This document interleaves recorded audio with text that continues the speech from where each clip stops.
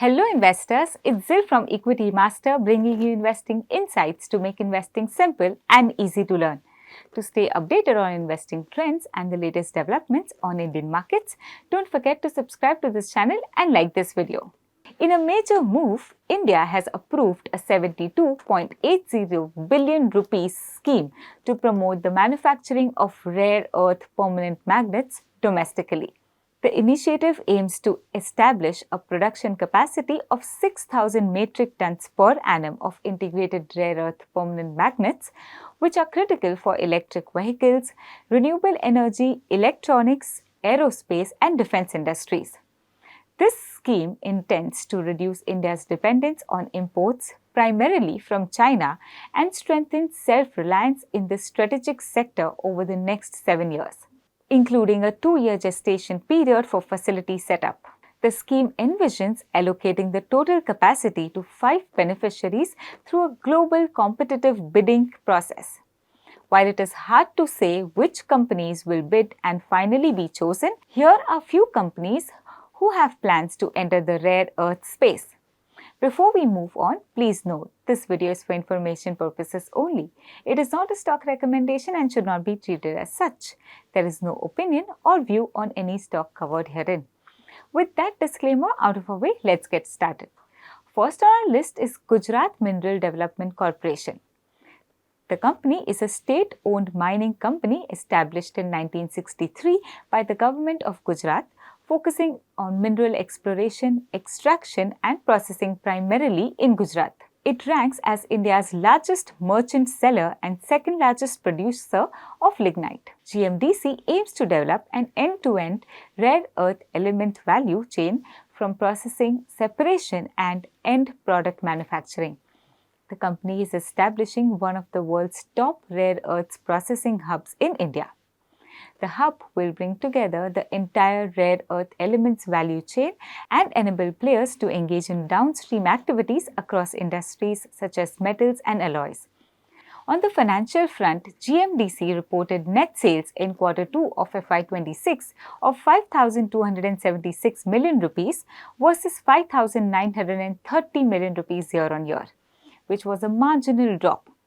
The net profits of the company soared to 4,661 million rupees versus 1,287 million rupees, showing a massive jump of 226%.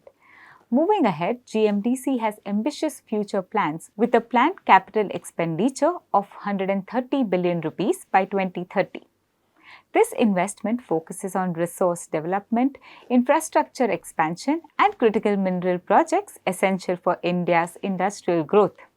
GMDC plans substantial investment in coal and lignite projects and is focusing on modernization, rehabilitation and critical minerals as part of its diversification strategy. This detailed capex plan places GMDC on a path of growth and development, presenting a promising outlook in the mining and minerals sector. Next on our list is Mahindra & Mahindra. Mahindra & Mahindra is an Indian multinational automobile manufacturer and the flagship of the Mahindra Group.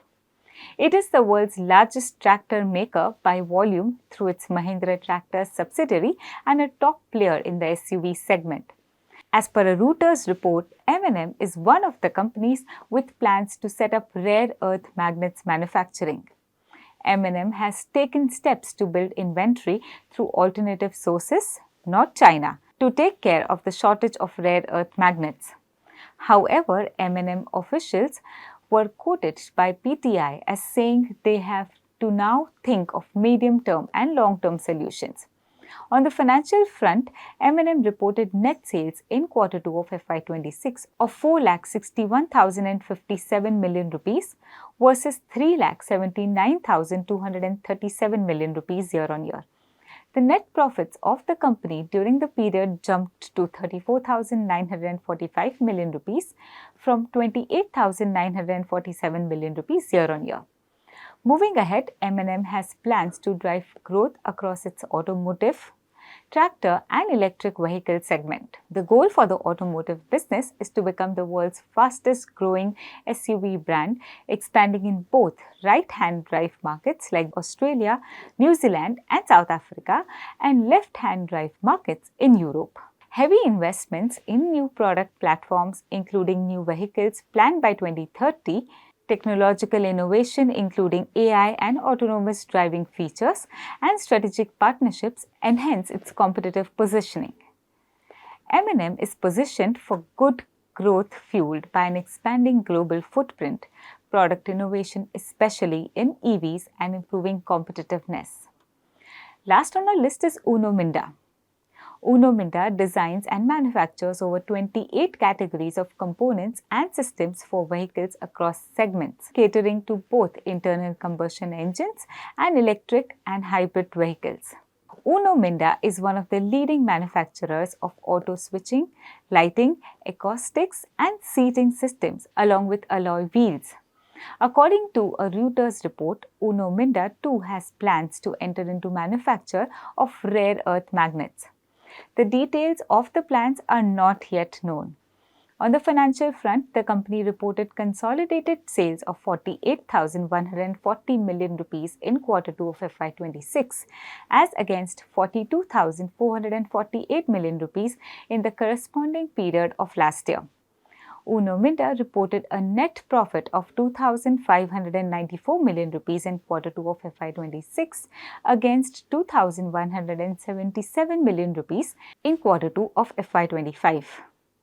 Moving forward, the company has approved a capex of 2,100 million rupees for setting up casting products related to EVs. The plant would be set up at Chhatrapati Sambhajinagar.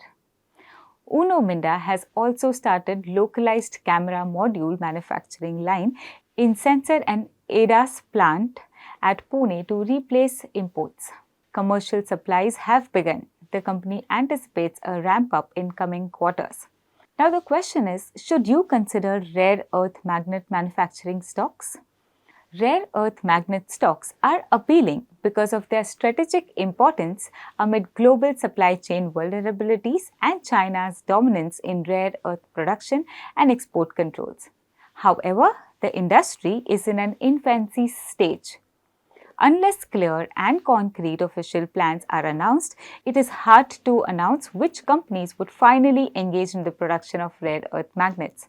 Investors should evaluate the company's fundamentals, corporate governance and valuations of the stock as key factors when conducting due diligence before making investment decisions. That's it for today. Don't forget to like this video and share it with your friends and family and make them as smart as you are. This is Zil from Equitymaster. Thanks for tuning in.